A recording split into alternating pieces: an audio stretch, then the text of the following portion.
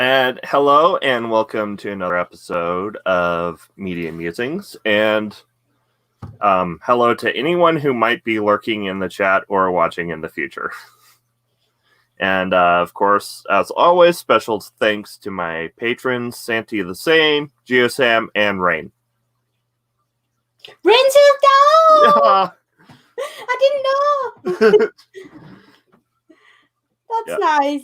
Yeah. I haven't heard from Rain in a while. I need to go find Rain. Yeah. Yeah. So, today we're talking about 2112, which is usually held up as the best of the heyday of the rock opera.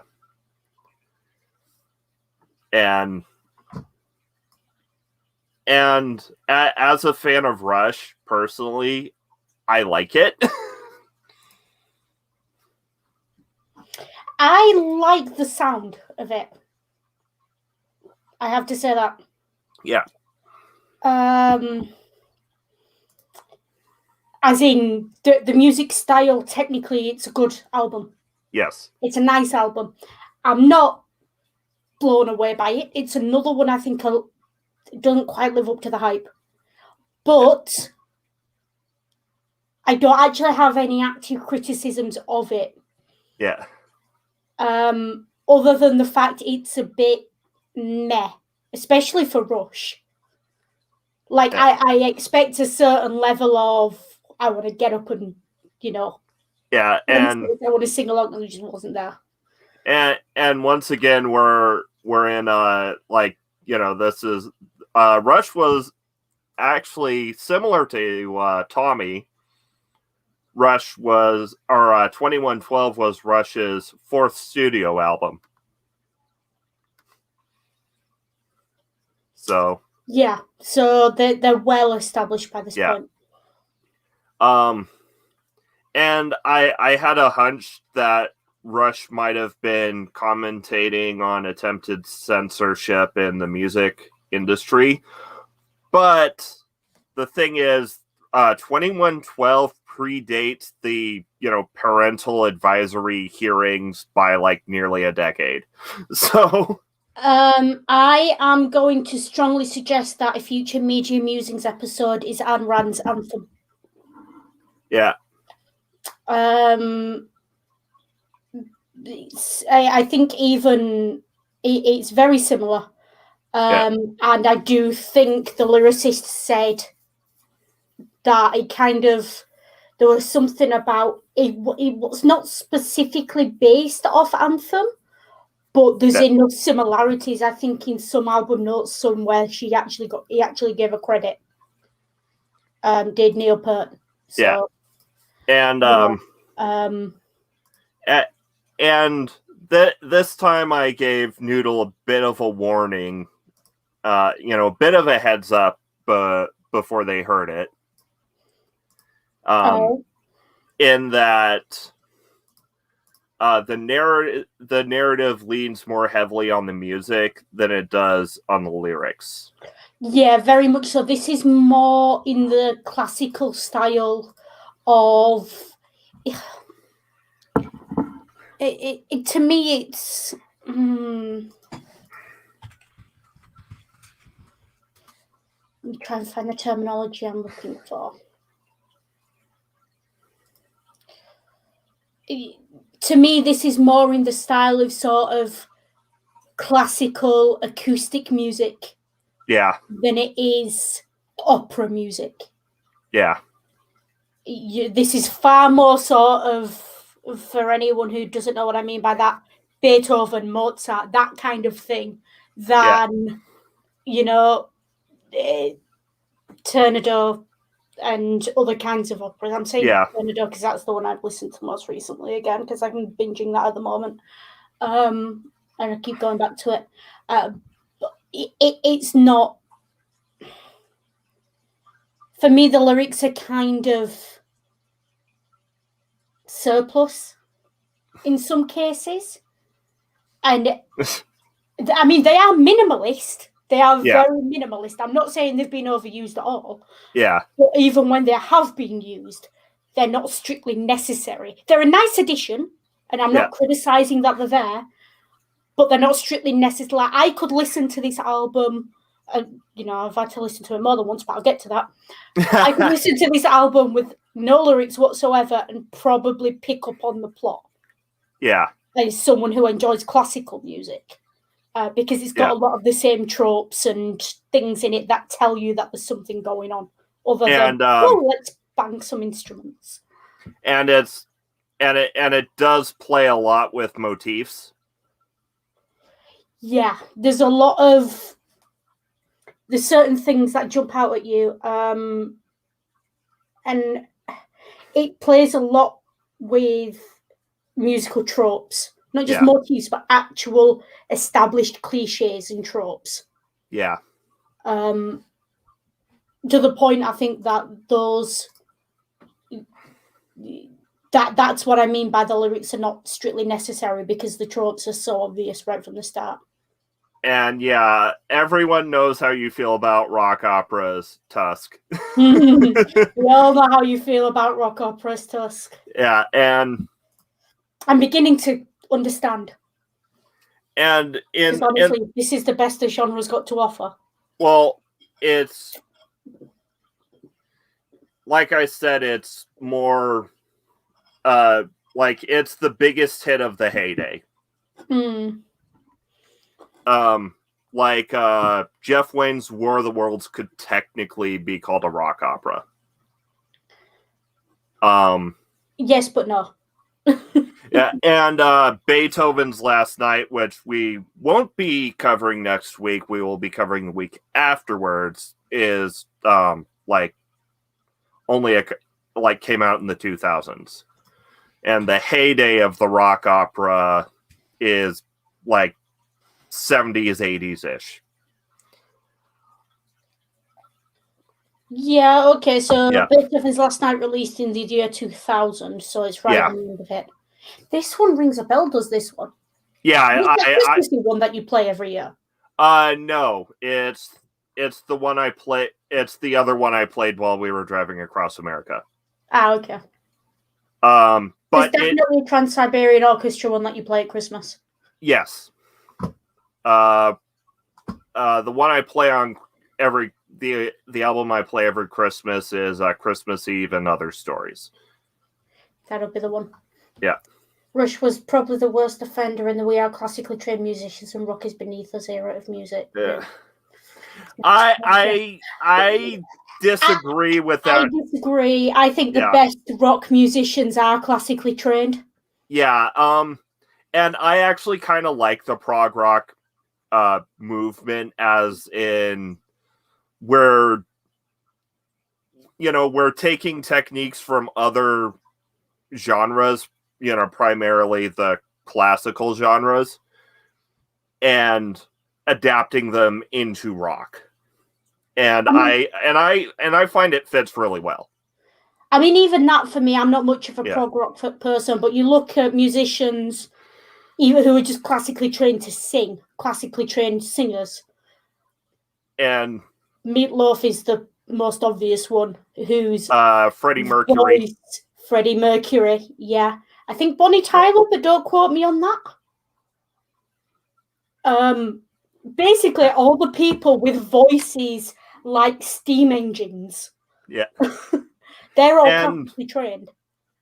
And in and in 2112, they emulate other artists that you can like I got bits of like I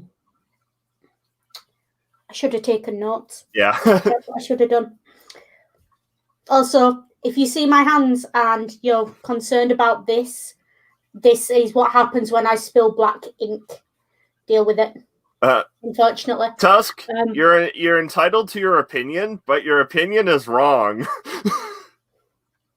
Get out of here! You're entitled to your wrong opinion.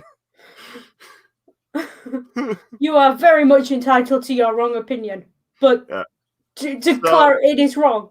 Yeah, so I'm teasing, Dusk, I promise. Yeah, for the first time in this, weeks-long discussion, we actually have a proper overture. Yeah. Which is nice. Yeah. An actual overture that actually ticks the boxes of what an overture is supposed to be. Yeah. And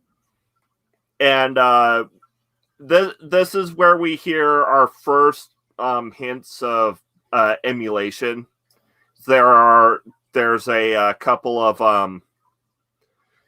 of bits in the overture where the guitar has a very Neil Young feel, or at least did to me. Yeah, they definitely as well. There's a bit of Tchaikovsky in there, wasn't there? Yeah. Did I pick up on some Tchaikovsky in there? You might have. I haven't really heard much Tchaikovsky. You can pronounce it, so you're not doing too badly. To me, it's. I mean, don't quote me again. Don't quote me. I'm not a massive classic music fan person. I'm just. I dabble. Yeah. To me, it sounds like the 1812 overture, but again, don't quote me. I never claim to have a great ear. But, this is where it begins with spacey sounds to show the audience that we are in the future. This is classic trope. Yeah. It's the same as Bowie did it in that Christmas song. I don't know much Bowie. Sorry. I think it was Bowie. No, Christa Berg, not Bowie. Where did I get Bowie from? Christa Berg, Spaceman Came Traveling. Maybe you were thinking Ground Control to Major Tom. Yeah, in that as well, he does it, to be fair. Which is Bowie. Which is Bowie. And to me, from that, I got Alien. I didn't necessarily get Future. Yeah. But I did get Alien. I got something advanced, something out there. So, same difference. I'm not going to quibble it. Yeah. Because it becomes very obvious very quickly that it's Future and not Alien. Yeah. And it is very cleverly done. Yeah. It's nice not to have been spoon-fed, but also not to have just been treated like a mushroom. There is a fine line, and it does hit it. And we get put through a sampling of the motifs of the rock opera. Yeah. Which and is then what you're supposed to do. Yeah. And then it ends with the sound of either a rocket or a bomb going off. I could hear I hear it both ways. I kind of, given the rest of the plot, I'm gonna go for atomic bomb. Given the era. Yeah. I'm gonna go atom bomb. Yeah. And although it's either atom bomb or it's rocket taking off with the last of humanity. Yeah. But I think atom bomb, given the date of this, was 76?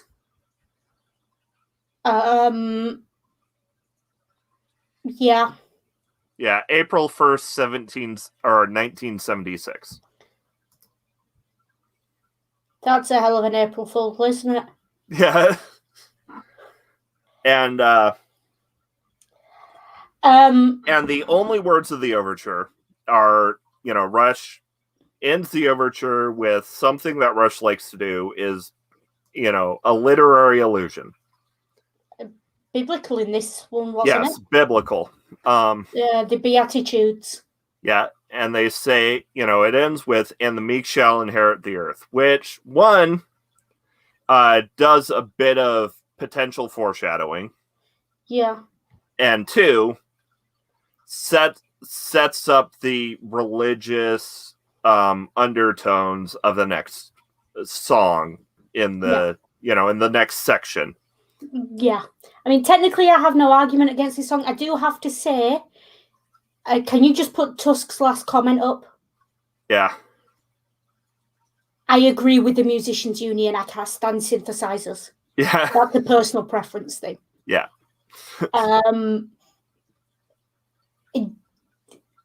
I understand their use in this context because they were going for the futuristic, spaceships and lights thing.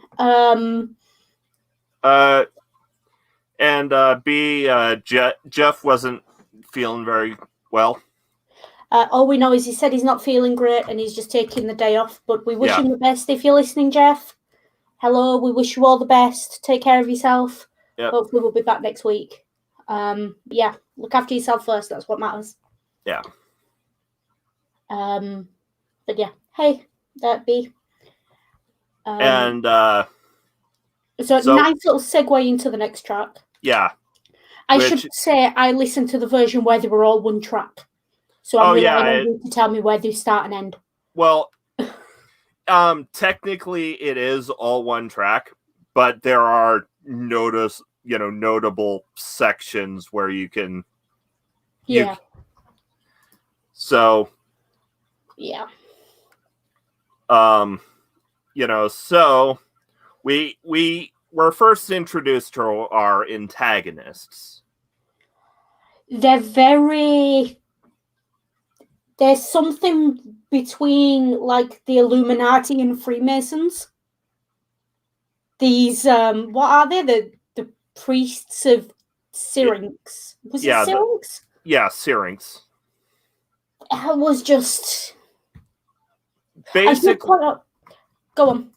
Basically, you get the sense that either after the war or after most everybody, screwed off, the priests were like the priests were the organization that took control of what remained of humanity on Earth. Mm-hmm. And they rule with an iron fist. I'm going to get in early and I'm going to say it now. Yeah. Otherwise, it's probably going to say that we missed it and we're not. This entire album gave me such 1984 vibes. Yeah. Anyone else? Yeah. I just, the whole, constantly under watch, every moment of your life micromanaged. Yeah. These, it's a very extreme version of 1984. Yeah. Again, it's got the similarities with Anthem. And yeah, they just. Well, and also, ironically, mm-hmm. After hearing these rock operas in order, I'm actually kind of glad that the people on Twitter voted Tommy and Hero first. Mm. Because once again, we see the plot of a person standing up against a religious, orthodox, a religious orthodoxy, autocracy. Put Tusk's comment up, please. Tusk, that's not what the hole in the middle of it's for.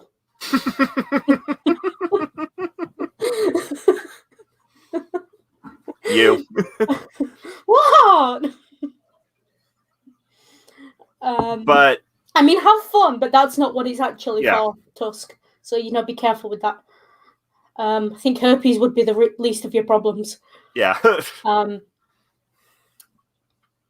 But yeah, I mean, again, you're gonna hear me say this a lot. I don't have much to say about this track. I don't have much to say about this track because it just kind of is all a bit meh. Yeah. Oh. Interesting. What? So there's a bit of lyrics that there's a pair of the last pair of lyrics in this I didn't quite catch audibly, and I've just got the lyrics up to keep as bullet points. But the last pair of lyrics in this song are: hold the red star proudly high in hand.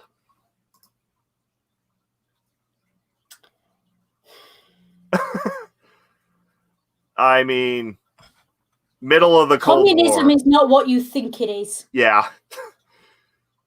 Can I just say that? Yeah, conflating, Soviet style communism with authoritarianism. Okay, look, I get it. It's the 70s. At best, you could describe any era of Soviet politics as socialism. At best, and you would be pushing it, depending on which era you were talking about. Yeah. And there's a broad spectrum of where it falls in socialism in different eras. But it was never communism. Ever.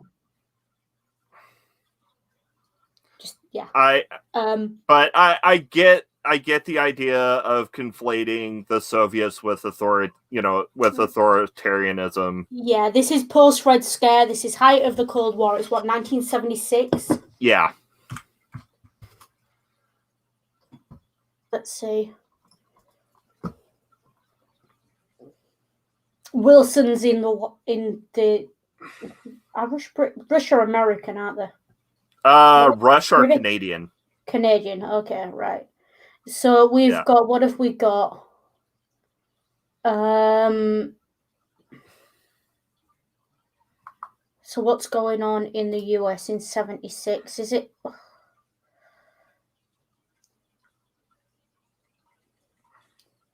Pittsburgh won the Super Bowl. Apple is formed, which is, interesting. Oh, do you know what's interesting that I've just spotted here? What? On April the 1st, 1976, Apple Computer Company is formed. Interesting. Especially given this track. Yeah. And their Magic Computer. Yeah, they're great computers that filled the hollowed halls. Yeah. God, it was a quiet year when I can't remember the name of the president. Gerald Ford in 76. So it was quiet. Yeah.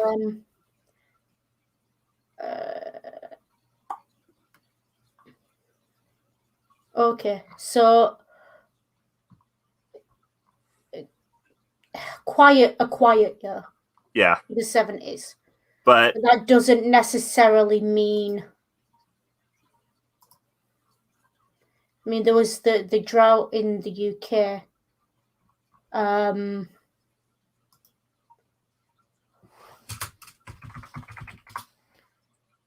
think the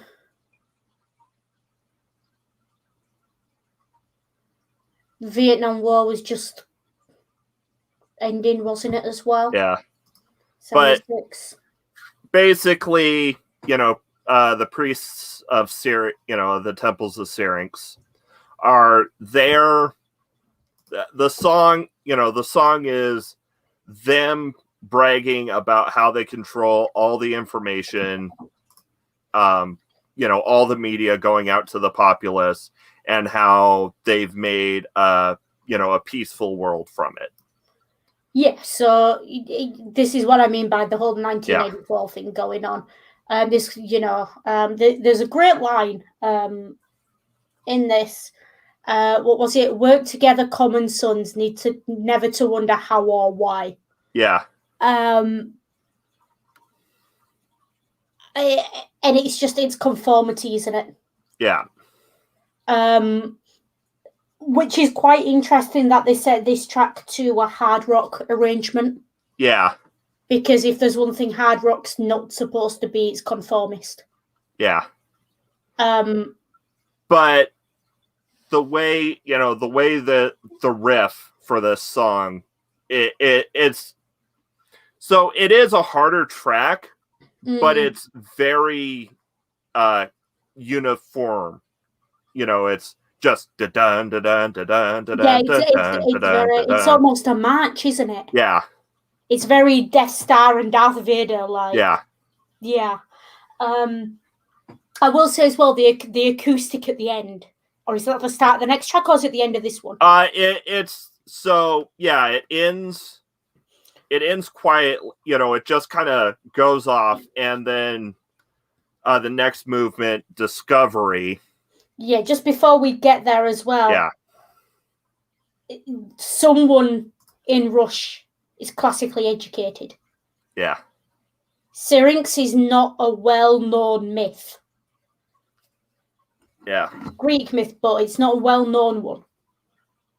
It's one of those that you kind of, especially in the age before Google, there is no way you just randomly go looking for something to suit your story and find that. Yeah. Yeah. So enlighten us. What is Syrinx? So Syrinx is a classical Greek myth about a nymph. That's the name of the nymph, is Syrinx. Water nymph. Was known as a follower of Artemis. It's relevant that Artemis was known for being a goddess of chastity at the time. Yep.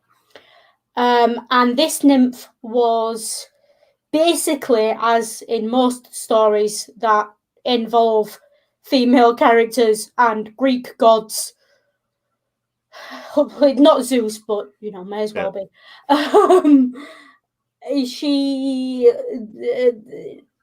Pan, the god Pan, yeah, got an eyeful basically, and gave chase. We'll call it. I'm trying not to use any triggering terminology, but it's Greek mythology. It's all triggering terminology. So just blanket trigger warning for Greek mythology. Yeah, trigger warning. Greek mythology. Even when it's not Zeus, it's still pretty triggering. Yeah. Pan chased her and it chased her all the way to the river's edge. Now, because she was a water nymph, she essentially prayed or called out to the water deity, who would have been Poseidon, or possibly she called out to Artemis. It's a bit for help, because as a follower of Artemis, as one of Diana's women, if she lost her virginity, she lost everything. Diana would have spurned her. Yeah. And I'm going to say Diana because they're the same deity. It's just different names. Greeks called her Artemis. Romans called her Diana. And she was turned into a set of panpipes. Is one translation. One of the things is we call it a pan. That's where the idea of a panpipe comes from. But panpipes are made from reeds, and the idea is she was turned into a reeds at the riverside. Yeah. Now, take what you will from the idea of panpipes being reeds that are cut down and then blown on, and that they are an instrument that is commonly associated with Pan. Like you see Pan playing them a lot in Greek iconography and imagery. Take what you will from that. Yeah. It's as bad as you're thinking, because it's Greek mythology. Yeah. But yeah. Yeah. I take my teacher's hat off now. That is interesting because, considering how, Pan is connected with music. Yeah. I should also point out as well, that story was originally told as a bedtime story. Like in Ovid's Metamorphosis, Mercury told it to Argus while trying to lull him to sleep so he could kill him.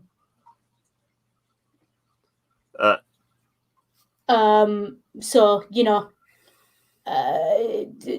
times change. And hello, Microraptor. Hi, Microraptor. There's also a poem from what year was this album? 76? Yep. There's a poem that was released in 72 by James Merrill. Yeah. That they may have been aware of as well and drawn from.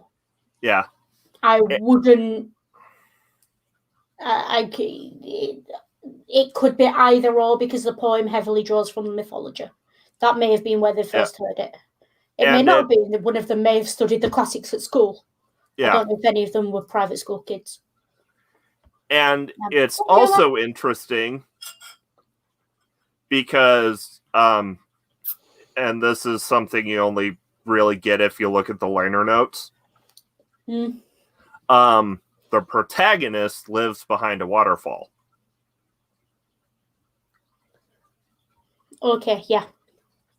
So again, it's this the protective nature of water is what I'm hearing.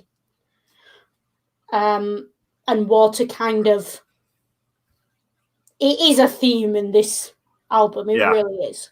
The idea of water and tunnels and there's a lot of kind of earthy imagery going on in this album. But so we, the riff for the priests fades out and we have Discovery, which I really like what it does musically. Yeah, it's kind of musically it's a bit Devil Went Down to Georgia. Like starts off relatively simple and gets more and more complicated. Yeah, as the protagonist is basically teaching themselves how to play this guitar that they find.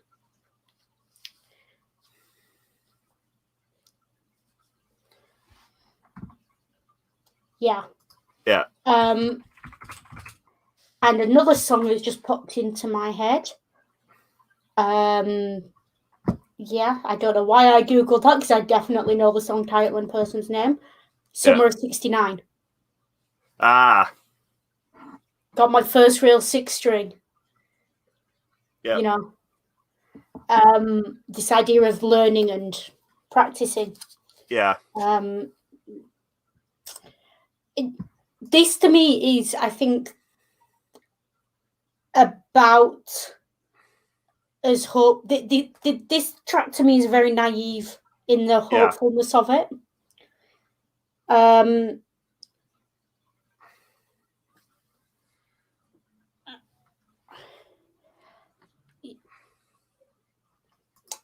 It's that moment of, I think for the character, it's the moment they realize that they don't live in a benevolent dictatorship.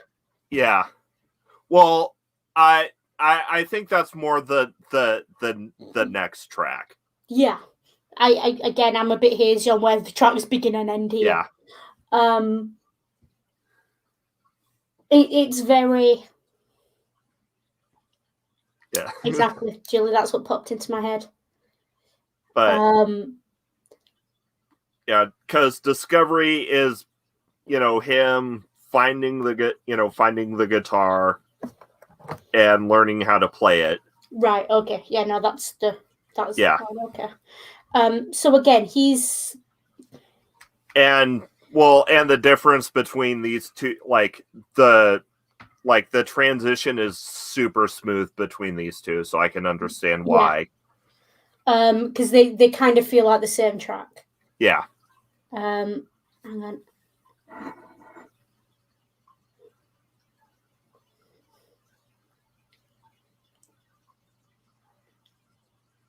But so yeah, no, I mean, I see where it does that, and it matters that it's so smooth. Yeah. Because you kind of need his naivety to be crushed in the same style. Yeah. to show that narrative sort of development. But so Discovery, begins very quiet, very simple, and then grows in complexity until we get into Presentation, where he brings his guitar to the priests and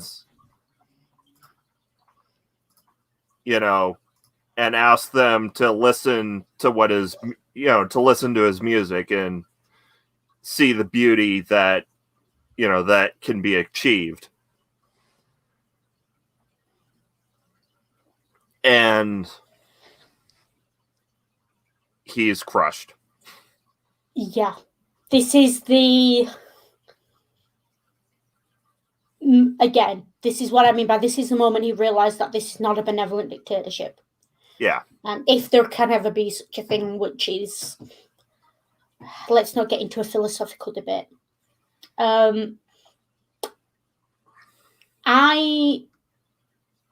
This gave me feels. I will say that this track gave me feels.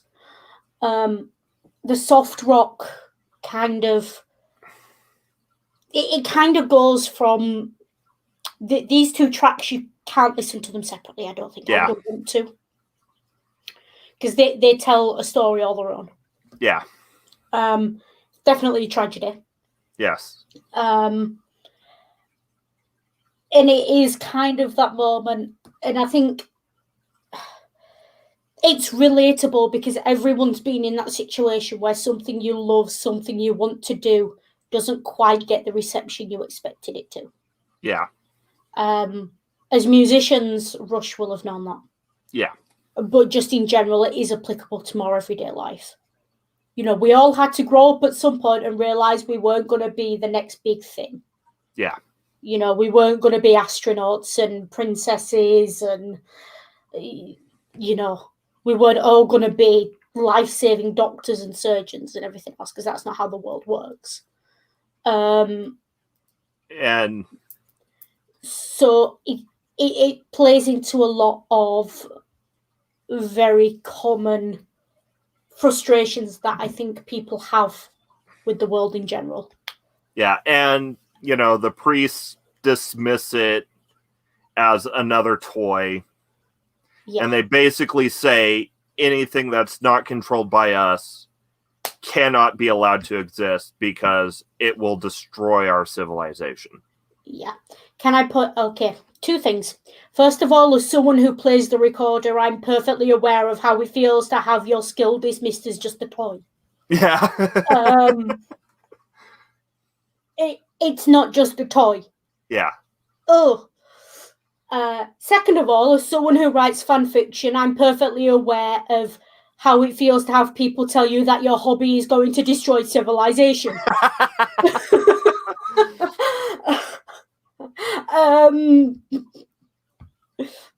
No, it's not. I'm powerful. I'm not that powerful. Yeah. No, it's not. My little fan fictions are not going to destroy the world. But I promise. No. But yeah, and so we go through the interchange, a couple of verses each where he pleads and is rebuffed by the priests. And then we go into the point that really made me say 2112 leans more, puts more the narrative on the music than it does on the lyrics. Yeah. Because we have the riff of the riff from the priests playing and being confronted by the guitar solo. By this gentle, heartbreaking solo. That, so the very heavy and, very uniformly constructed riff being played at the same time while at odds with the more free form. And I'll say that I'm very certain that they're emulating Hendrix here. Yeah, I'd be surprised. Yeah, I'll go with that. Yeah. I will say as well, the outro, the guitar solo outro. Yeah. To me, what's heartbreaking about it is that it's quite obviously taken from the second track. Yeah. He's being told no, and he's imitating them. He's imitating the instrumental chorus of the Temples of Syrinx.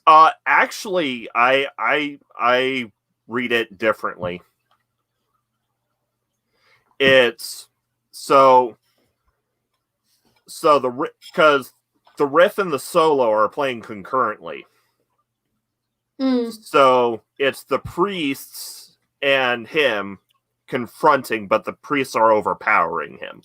Yeah. And that's what I mean. It's them overpowering him, and he has to flee. The outro slowly turns to being the chorus of Temple of the Priest of Syrinx. Yeah. And so it's almost like watching him break down under the pressure in real time. Yeah. Musically. Listening to him, not watching him, listening to him. It's just really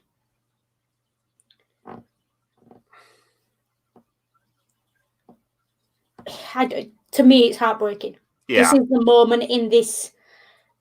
You go one of two ways when you get a reaction like that, when something like that happens in your life. You either go, fuck you and the horse you're riding on, and keep doing what you're doing, or you break.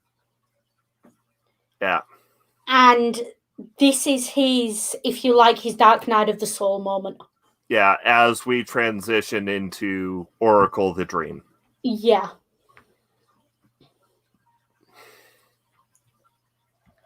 Which is very idealized, but I can understand the point. Yeah.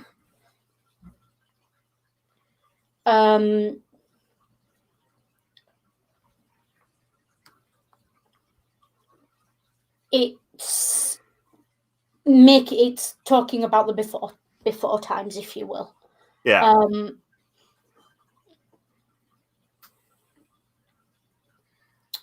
And there's, Oracle is part of the reason why I think that potentially you hear rockets in the. Yeah. Because the Oracle tells him that it's essentially the elders, the older people have left, but they're coming back. It's a prophecy. Yeah. This is what I mean by someone in Rush is very well versed in classical mythology. Yeah. This has got the classics written all over it. Yeah. There has to be an essay. I will put money on there is an essay somewhere about classical reception and 2112. Yeah. It follows a very distinctive plot. It's almost a hero's journey.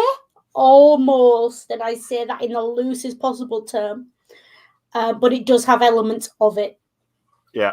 And one of these big ones is this prophecy, this inciting incident. Yeah. Which is, to me, if we take finding the guitar as the first call, yeah, then presentation would be the refusal of the call. Yeah. But then the dream and soliloquy become answering the call. And and in his dream, he dreams of a world where people are receptive to his music. Yeah. Which again, it's as musicians, they would have been very, very. Yeah. I will point out is it this track or is it the next one where he goes to underground? No, it's the next one. I'll put a pin in that. Yeah. Okay. But yeah, it's very religious, but it's not religious in the way Hero was. Yeah. It's spiritual. It's not religious. Yeah. It's hopeful. It's about it's the hope in the freedom that creativity can give you. Yeah. And anyone who's sat down and written a story, played an instrument, and allowed yourself to be creative knows that feeling. Yeah. Like the world could be on fire around me, but as long as I've got a pen and a notebook, I can deal. Yeah. I'll go ahead and say it here. 2112 did the bucking religious orthodoxy themes better than Hero did. Yeah. And much faster. Yeah, which kind of makes sense given how Hero was basically made by the religious, the evangelical media establishment. Yeah. Whereas I think with this, you can take this as a religious commentary. You can also take it as a political commentary, as we've mentioned. Yeah.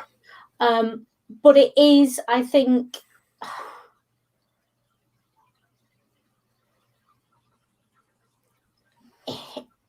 I mean, that's kind of what happens when you make your dystopian government a theocracy. Any commentary could either be religious or political or both. Yeah, the thing is as well with a theocracy, historically theocracies are the ones that really get the teeth in. Yeah. I do have to say, just because I just spotted something Tusk said, we got from Johnny Be Good to ancient Greek myths. I don't think that's necessarily a bad thing. I will never call classical reception a bad thing. Yeah. It's very... Yeah. See, I find that, like, when you allow yourself to reach out into other genres and other forms of media, it can only make what you're making stronger. Yeah. Because it broadens your potential audience, but also I find literary allusions, classical allusions, biblical allusions, even historical allusions, political allusions, any kind of allusions will always give a story more depth. Yeah, because you are drawing on what your audience already knows. And I will never. I appreciate your opinion, Tusk, but you're wrong. Yeah, you're free to your opinion, but it is wrong. No, you're not wrong. It's just a difference of opinion, and you are entitled to it. It can be a little bit ham-handed in the way it's done, but I think they've done it pretty well this time. They haven't sort of, they haven't waved it in your face like, oh, look how clever we are. We mentioned the Greek. No, it's just there. And that's what I like about Rush is they like using their illusions. But they don't beat you over the head with them the way Tommy did. Yeah. Or the way Hero did. Though those can the whole barely was be an illusion and it was clumsy. Yeah. So, anything else to say on Oracle? I just again, there's just so much that you can take from the classics to add more to that. The idea of him wandering home is interesting because it's kind of a lampshading of classic Oracle stories. People don't go home to hear an Oracle; they go to the Oracle. So, which makes him the prophet, or makes him the Oracle's priest, if you will. Though, and I mean, the Oracle. For example, the story goes Leonidas climbed a mountain to go see the Oracle. Yeah. People go to the temple of the Oracle at Delphi. They don't. Yeah. The Oracle appears to him in his in the realm that he goes to when he dreams. Yeah, that's rare in classics. And that's more of a, that makes him more of a prophetic figure, more of a messianic figure than anything else. Yeah. If it's an interesting. Yeah.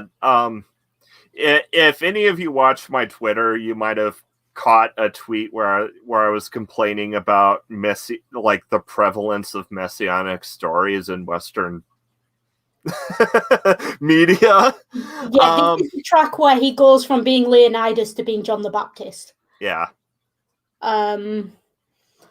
It's that kind of, I think he's more of a prophet than a messiah. Yeah. But then a lot of people say that about musicians, don't they? A lot of music is prophetic, and it's basically, the elder race of men who left the planet are going to come back and tear the temples down.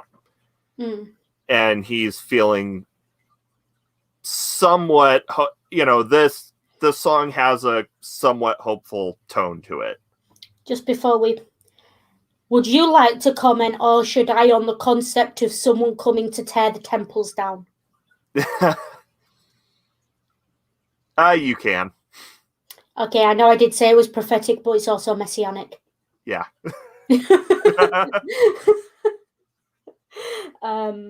Yeah. Yeah.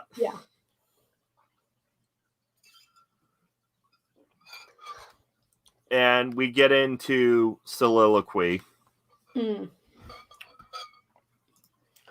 Which, again, this is very... Sorry, there's a lot of classical allusions in this.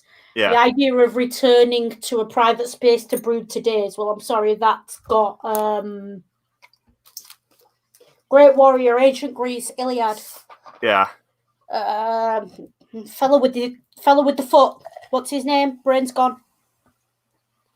Fellow with the foot. Achilles. That's the one. What a heel. My brain would not supply the word heel, okay? Yeah. Dyslexic brain, I'm sorry. It's got those kind of vibes. Yeah. It's definitely got sort of, the wandering philosopher,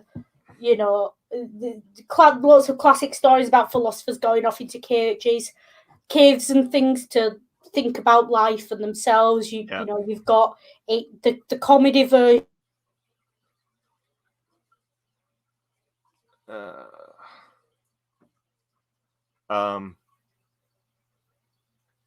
Okay. So I think it's Noodle that had an internet hiccup and not me. I had to. So, while we wait for Noodle to hopefully reconnect,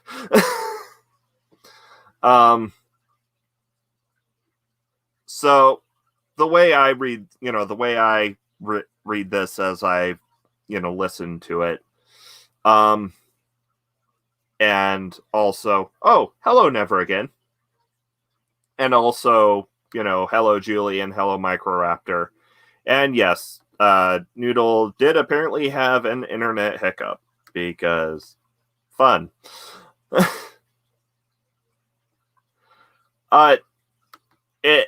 It's all right.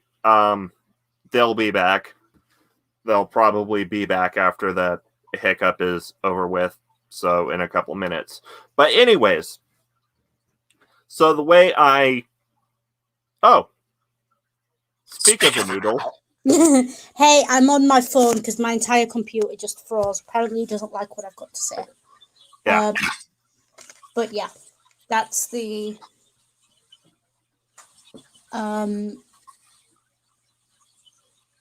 just running a false crash on my PC. But yeah, we were talking about the... Sorry, my brain's just gone. What were we talking about? Soliloquy. Soliloquy. Okay, yeah.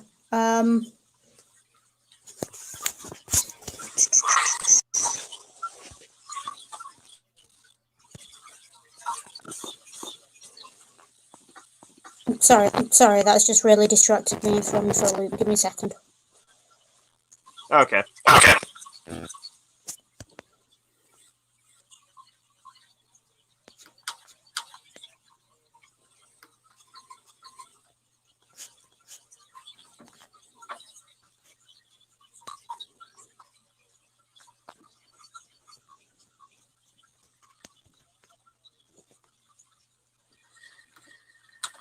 And Toss, at least with 2112, they do change up the rhyme scheme at least song to song. You mean it doesn't sound forced and clumsy? That's kind of, you can tell a story with an ABAB rhyme scheme. It's just, it's difficult. I wouldn't ask anyone but an actual poet to do it. Yeah. And Oracle is AABB. Meanwhile, Soliloquy is ABAB.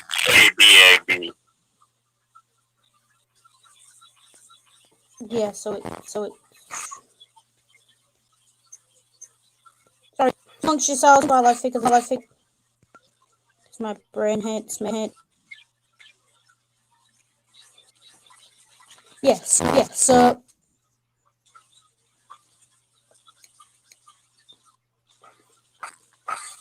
Yeah, I was talking about his Dark Night of the Soul and his philosophers. You've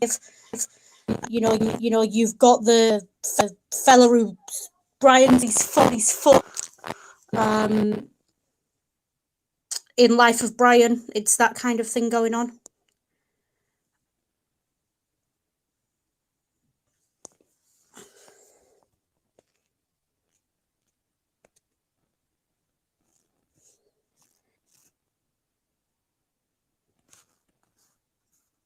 I genuinely. Okay. So, anyways, my reading of Soliloquy, well, especially when paired with the Oracle / the Dream. Oh, and here's Sissy again, or Noodle again. Again, it's my internet. It's got to be. Yeah. Because I don't know what's going on, but I'll get in touch with my internet provider later and figure this out. Just the idea of the philosopher in a cave. I was talking about. Did you hear me mention Life of Brian and the fella in the hole? Yes, I did. Yeah, and then we've got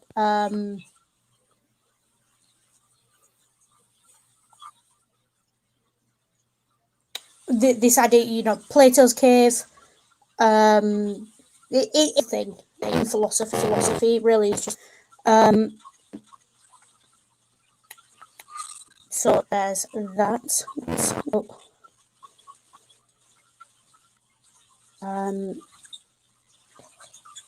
And then we have this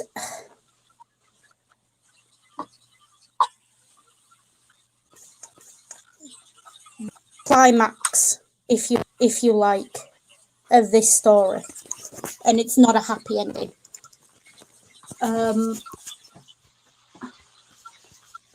So, do you want to put a trigger warning notice up before I discuss this? Yep, and yeah, because this is the long, this is the long.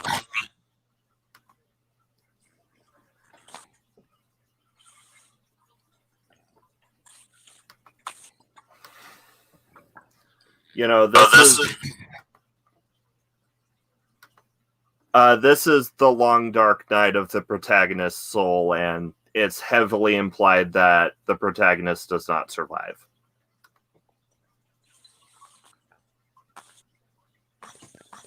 So he's, he kills himself because he's decided that he doesn't want a world without creativity, which mood. Same, dude. I wouldn't want to either. Obviously, there are always odds to suicide. He could have fought harder. I don't know. It seems like he does kind of it's a bit easy when he's told no. But obviously, this is a character who has been conditioned his entire obey. So you can see where that's come from.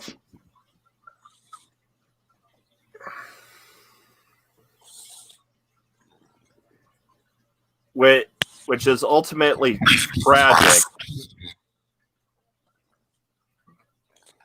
Yeah, it makes a point, and I think again, it's this point of musicians. Anyone who's creative knows the idea of living without access or without being allowed creative is, well, it's my idea of hell. So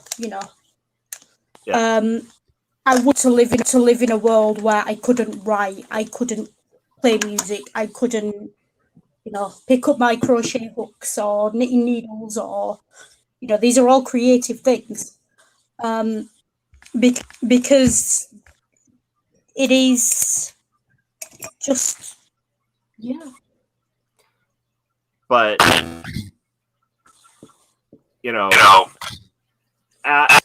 after Soliloquy ends,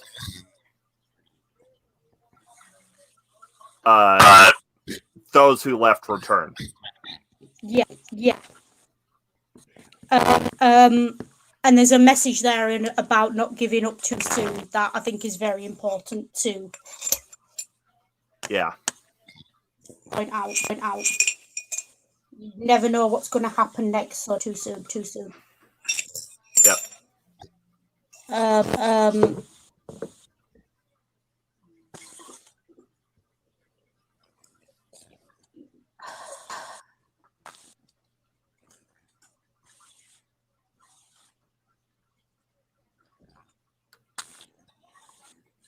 He's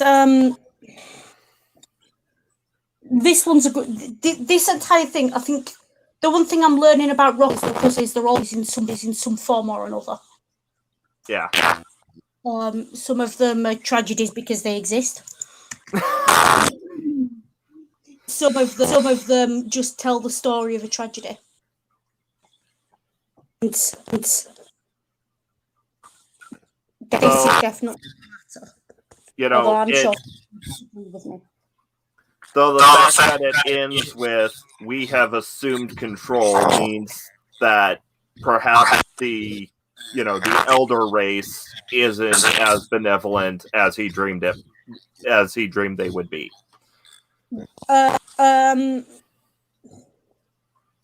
Is concerning. Yeah. And maybe validates his actions, and I hate to say that about any now involved a suicide, that it validates doing that, because while I appreciate some people feel they have no choice, it's not something I can say that I support in any form, because we don't want people to die. But it makes this is what I mean as well. 1984 vibe. Yeah. It's me having a new boss, same as the old boss. Yep. It's grimdark. No matter what you do, you cannot influence things. Which is kind of ironic, seeing as how instead of his dream giving him, hope, which it's supposed to do, given how hopeful the track sounds, it just drives him further into despair. Yeah. it does happen.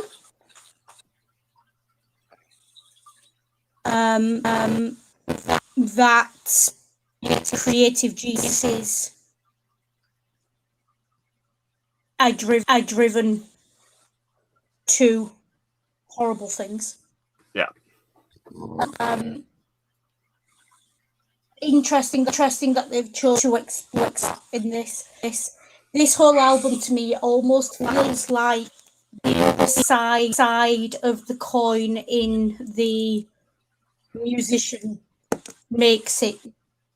It's not the musician didn't make it so pity him. It's the musician was brilliant, so pity him.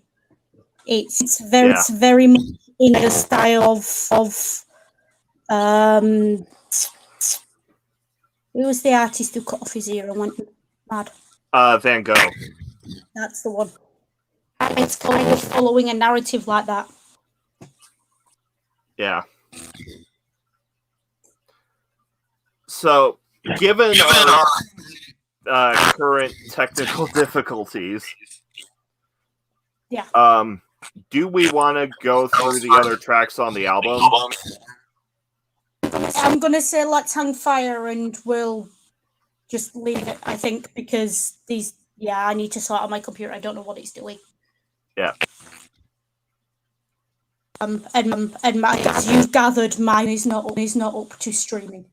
Yeah. So. Chilling?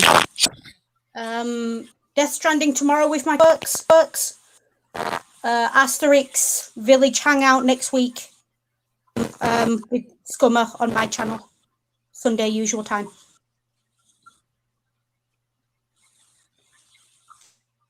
And next Saturday, as always, there's secular D&D, where they'll either try to revive the poor Niblet who has, evolved into a ghost type, or try and get Dr. Livingston back from wherever the angels took him. And also next Sunday, instead of Medium Musings, we are having the Raiding Dinosaur Adventureland special. So be sure to tune into that to watch Sam Chaos, Jeff Scummer, or Godless Scummer, and X-Cult Baby raid a Dinosaur Adventureland for Kent Hovind's tax returns. And if I have the spoons and time, I might try and do a edited video, as always, or as rare.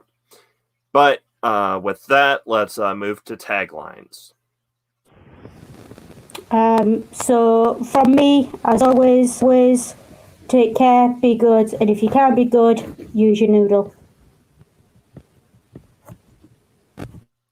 And remember, indoctrination is a hell of a selfie stick, so don't choke on it.